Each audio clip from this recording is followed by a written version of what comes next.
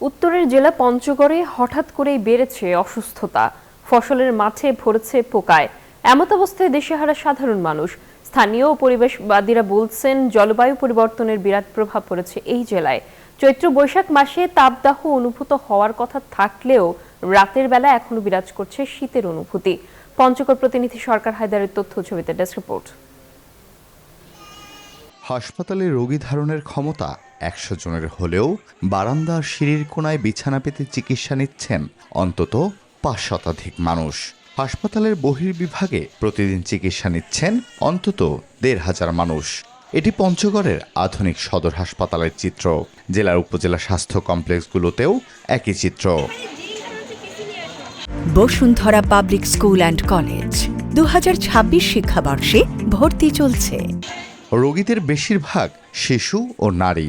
আবহাওয়া পরিবর্তন আর হঠাৎ করে বৃষ্টি হওয়ার কারণে রোগের প্রাদুর্ভাব বৃদ্ধি পেয়েছে বলে জানান রোগীর স্বজনরা। আমার মেয়ের সমস্যা মূলত সর্দি, কাশি, জ্বর। বিগত ৬-৭ দিন যাবত বাসায় ট্রিটমেন্ট করতেছি। আমার মেয়ের কয়েকদিন ধরে যাবত দেখতেছি জ্বর, সর্দি, কাশি এবং ডায়রিয়া। প্রকৃতির বিরূপ আচরণে এসব রোগবালাই হচ্ছে বলে জানান এই স্বাস্থ্য কর্মকর্তা।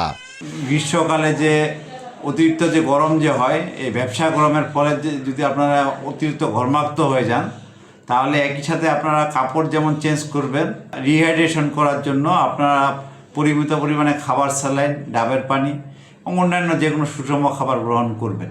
অন্যদিকে কৃষকের মুখে হতাশার কালো ছাপ। হঠাৎই প্রবল বৃষ্টি আর তাপমাত্রার বিরূপ আচরণে ফসলে পোকামাকড়ের আক্রমণ বেড়েছে। তারা জানান কীটনাশকেও কোনো কাজ করছে না। আবহাওয়া বর্তমান খুবই খারাপ।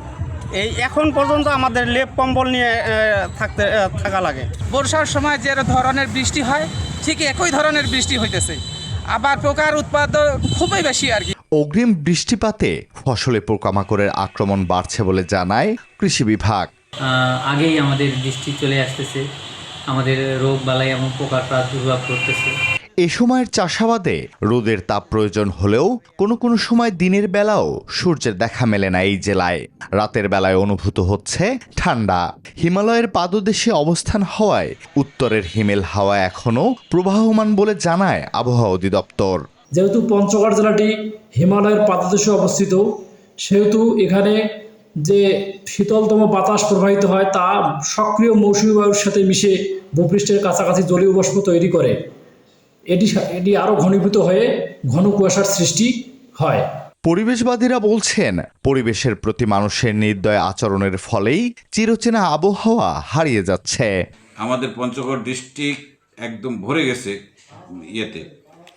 কেমিক্যালে, ফলে মানুষের কিন্তু ক্ষতি হচ্ছে। এত বেশি আপনার পোকামাকড়, কীটনাশকও কোনো কাজ হচ্ছে না। জলবায়ুর পরিবর্তনের কারণে আমার মনে হয় প্রকৃতির এই বিরূপ প্রতিক্রিয়া আমাদের উপর।